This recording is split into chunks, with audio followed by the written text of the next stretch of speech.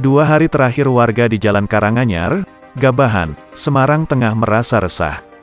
Lantaran di wilayah pemukiman mereka masih ada ular piton ukuran jumbo yang berkeliaran. Tim Damkar Kota Semarang sudah berupaya mencari keberadaan ular bernama Latin Pitonidae tersebut.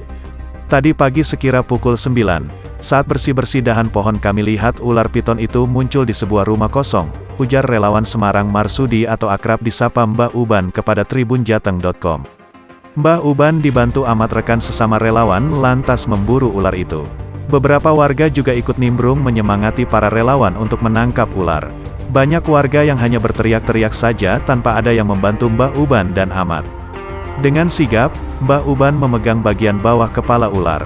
Setelah itu lekas menutup mulut ular menggunakan lakban. "Saya bungkam agar gak gigit," ujarnya. Ia menuturkan, ular sementara ini masih dikarantina di rumahnya. "Ia masih kami rawat di rumah," tuturnya.